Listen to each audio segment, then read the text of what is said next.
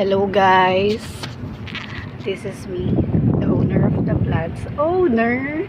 See, I own a plant. Owned. For the first time, I have an asset. This is an asset. In 26 years of existence, I already have plants. Only plants, ornamental plants. So this is my plants. We will water the plants.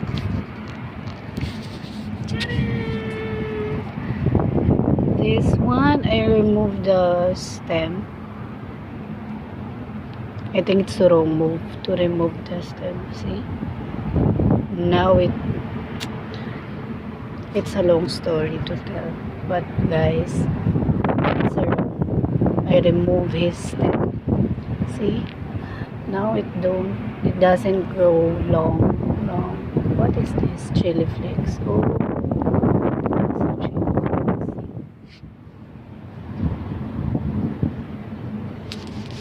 flakes. So guys, we will water the plants now.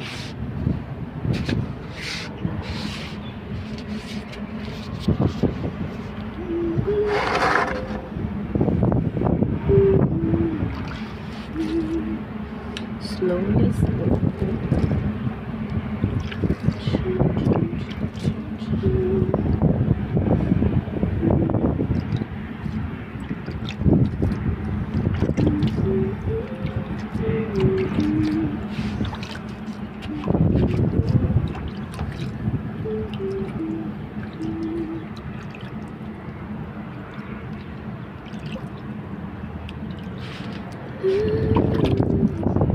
While watering, I always sing a song for my plants. Only humming. But now I will sing. What do you like, guys? Comment down below. Comment down below. Like flowers bloom, you make shining bright. Na na na na na na na na na na na na.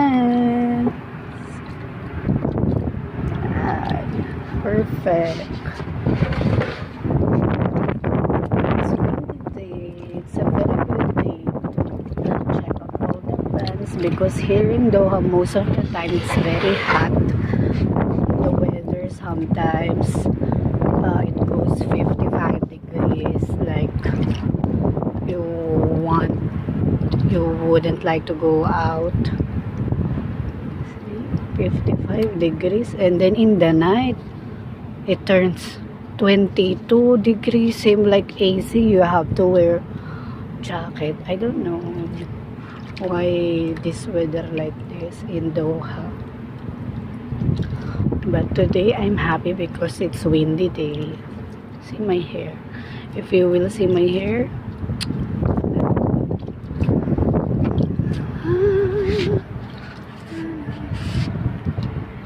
I don't know what kind of plant is this, but it grows by itself.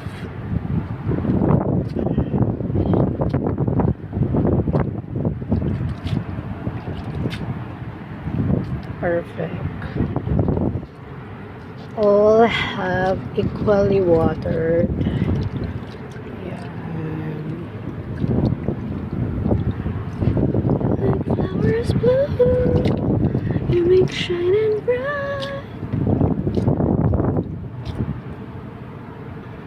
Guys, see what happened to this plant, to these flowers. Died.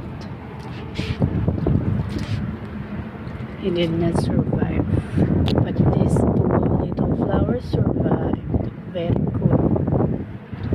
In life, you have to do your best always for you to survive.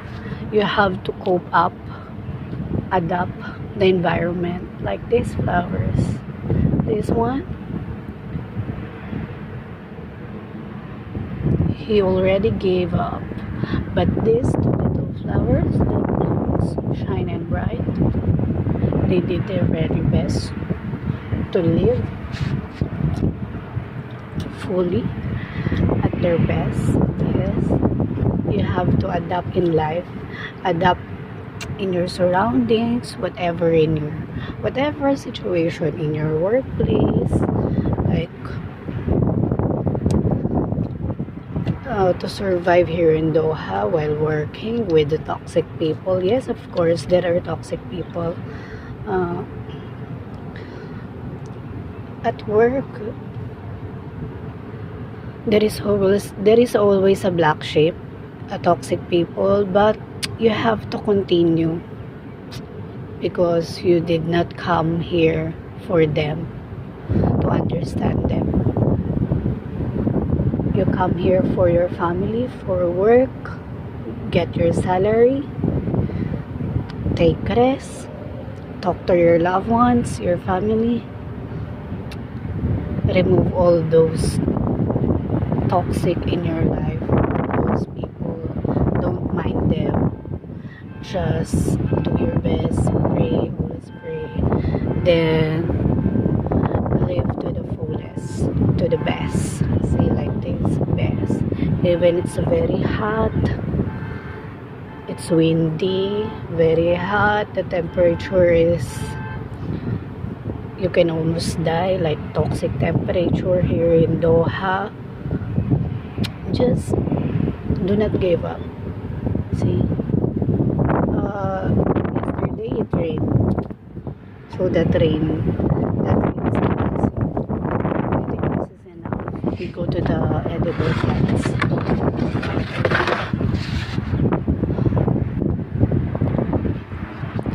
I feel like eating kamote tops. So next time we will make a video for harvesting edible plants. And then when I got flowers, like 10 flowers in one pot, we will harvest it. We will harvest it and then put in a vase. As if I have a vase, no. I don't have a vase, guys. I only have a bottle. And this is how I water my plants.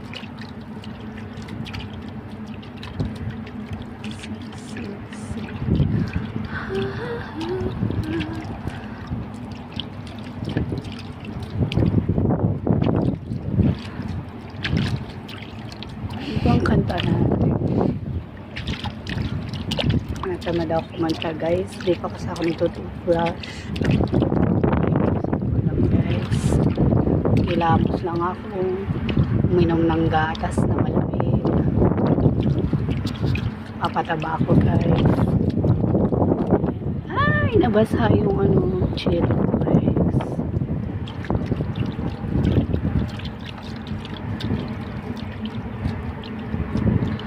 Like flowers blue, make stars collide.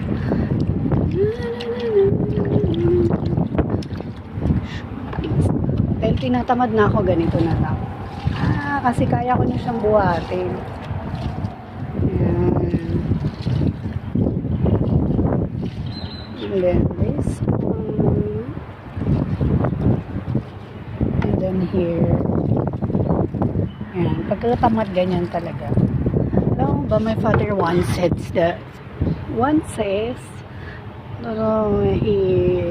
he always telling that when katamaran, Tagalog na lang kasi Tagalog talaga yun.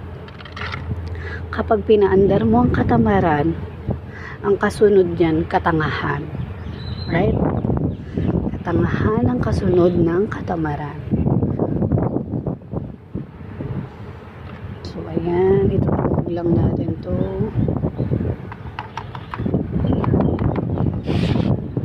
Kakalat mo lang yung mga seeds na yan. Ewan ko kung anong klaseng seeds to, but we need to put here.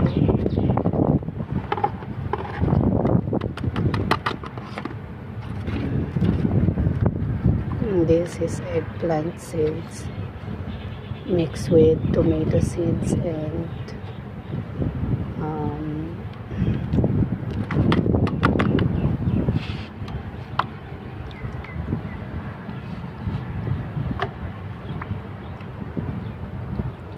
pala na siya kung mabubuhay siya, di ba?